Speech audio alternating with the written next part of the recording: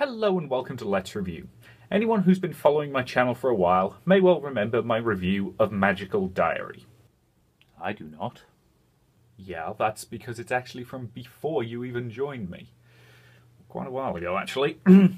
Regardless, the reason I bring it up is that it was made by Hanako Games, the same people who made this week's game, entitled The Royal Trap. Are they not also the people who made Long Live the Queen? Yes, but since I haven't actually covered that on this channel, I wasn't going to bring it up. Anywho, The Royal Trap is a visual novel set in the world of political intrigue that surrounds royalty. And the question is it any good? Well, to answer that, we start as always with the gameplay. There really isn't any. This is another visual novel that focuses on the story and how your choices affect it, which is absolutely fine.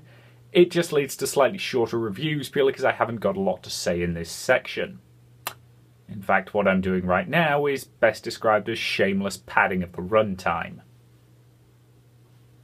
Yeah, let's just move on.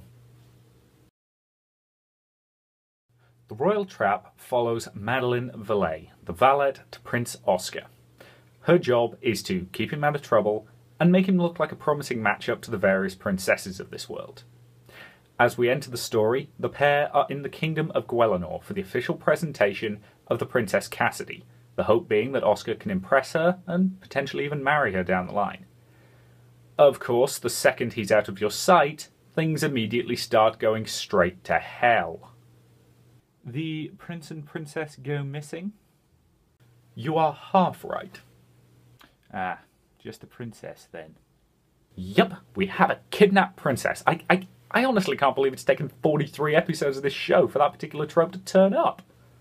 Well, technically it was also in Sunrider. Oh, bugger, it was, wasn't it? Oh well. Following the disappearance of the princess, the king and queen order all of the dignitaries back to their rooms while a thorough search of the castle is carried out. Naturally, Madeleine completely ignores this royal edict and sets out to find the princess with the aim of clearing her master of suspicion and possibly furthering the aim of getting the two of them to hook up. Yes, because that will definitely be on the mind of a kidnap victim. Well, no, there's a reason why the cliché of the White Knight exists. Let's face it, heroes are sexy, everyone knows that.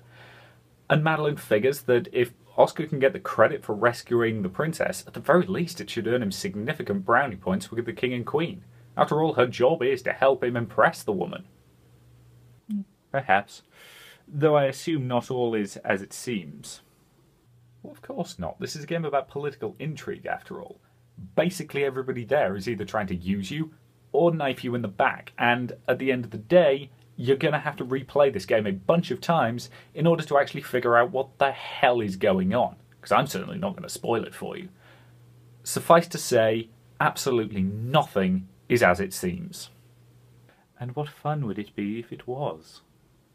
Very true. The Royal Trap is not a terribly long game, but as I said earlier, it does pretty much mandate multiple playthroughs, and it certainly doesn't lack for endings, so I can't complain there. Overall, I'm happy to say I can be pretty positive about the story. It's got some good points, it's got a few weaker bits as well, but overall, it's pretty solid.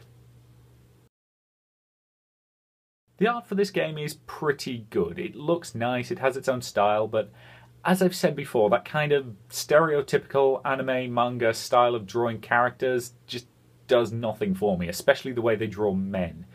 If you like that style, hey, more power to you. But personally, it's just not a style that I appreciate. The backgrounds, on the other hand, are really nice. I do genuinely like most of them. And overall, I can be pretty positive about the art. The audio for this game is basically limited to the music, which is nice, but it's a bit on the stock side. There's some fairly pleasant Spanish guitar type stuff and a few other tracks that I did quite like, but nothing about it was really exceptional. Overall, the audio can be summed up like that. It's solid, but it is unexceptional. So, did I enjoy The Royal Trap? Yes, I did. Should you buy it? Of the three Hanako games that I've played, this is definitely the weakest. Though, given the high standard of the other two, that's not exactly a damning criticism. Overall, I think it's a solid and interesting game, but I do think it's a little overpriced. If you have the opportunity to pick it up in a sale, I think I can definitely recommend it then, but I would be hesitant to do so at full price. Now, if you'll excuse me, I've got to pop into town and pick up some theatre tickets. I'll see you later.